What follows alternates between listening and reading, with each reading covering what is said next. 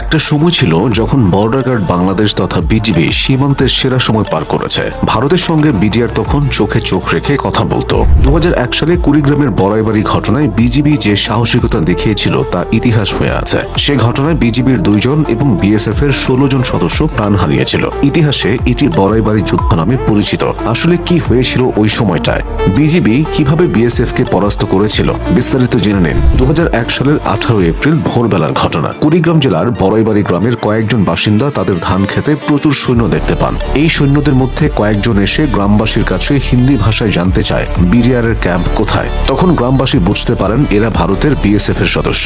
তারা খারাপ কিছুর গন্ধ পান। খবরটি সাইফুল ইসলাম লাল নামের এক ব্যক্তি বড়াইবাড়ি বিডিআর ক্যাম্পে পৌঁছে দেন। তখন ক্যাম্পে মাত্র 8 জন বিডিআর ছিল।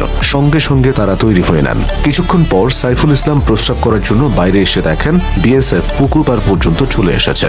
দৌড়ে ক্যাম্পের ভেতরে ঢুকে তিনি সেই খবর জানান। শুরু হয় পাল্টাপাল্টি মোকাবিলা। তখনও ভোর 5টা। রুহুল আমিন নামের এক ব্যক্তি গ্রামবাসীকে ঐক্যবদ্ধ করেন। অল্প সময়ের ভেতর তিনি 12 জন আনসার সদস্যকে জড়ো করে ফেলেন। পরে গ্রামবাসীরা বিজিবির সাথে মিলে বিএসএফ এর বিরুদ্ধে প্রতিরোধ গড়ে তোলে। ভোর 5টা থেকে সকাল 11টা পর্যন্ত পাল্টাপাল্টি লড়াই চলেছিল। বিএসএফ সদস্য ছিল কয়েকশো।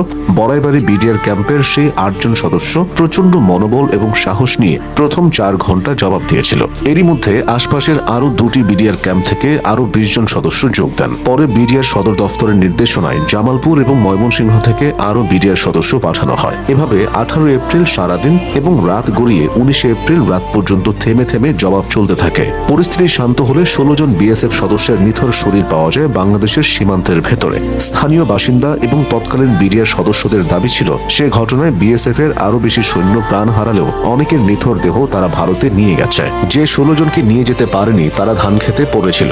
গ্রামবাসী, আনসার আর বিডিআর এই 3 শক্তির সমন্বয় বড়াইবাড়িকে পরিণত করেছিল একটি অপ্রত্যাশিত প্রতিরোধ দুর্গে। কিন্তু হঠাৎ করে এই পুরো ঘটনাটা ঘটেনি। বিডিআর এর তৎকালীন মহাপরিচালক অবসরপ্রাপ্ত মেজর জেনারেল ফজলুর রহমান 2012 সালে বিবিসি বাংলাকে দেওয়া এক সাক্ষাৎকারে বলেছিল এই ঘটনার সূত্রপাত হয়েছিল সিলেটের পদুয়াতে। সেখানে বাংলাদেশের সীমান্তের ভেতরে বিএসএফ একটি ক্যাম্প করে দীর্ঘদিন সে জায়গা দখল করেছিল। সে ক্যাম্প নিয়ে বাংলাদেশ ও ভারতের মধ্যে কোনো উত্তেজনা ছিল না। কিন্তু 2001 সালের প্রথম দিকে বিএসএফ তাদের পাশের আরেকটি ক্যাম্পের সাথে সংযোগ সড়ক নির্মাণ শুরু করে বাংলাদেশের সীমান্তের ভেতর দিয়ে। এই রাস্তা নির্মাণ নিয়ে বিডিআর আপত্তি তুললেও বিএসএফ তাতে কান দেয়নি। এ নিয়ে উত্তপ্ত পরিস্থিতির তৈরি হয় এবং পরবর্তীতে পদুয়াতে 70 বিএসএফ সারেন্ডার করে। পদুয়ার এই ঘটনার জের ধরেই কুড়িগ্রামের রৌমারী সীমান্তের বড়াইবাড়ি বিডিআর ক্যাম্প দখলের জন্য বিএসএফ বাংলাদেশের ভেতরে ঢুকেছিল। তারপর কি ঘটেছিল তা এতক্ষণে জেনে গেছেন। তখন শেখ হাসিনা নেতৃত্বাধীন আওয়ামী লীগ সরকার ক্ষমতায় ছিল।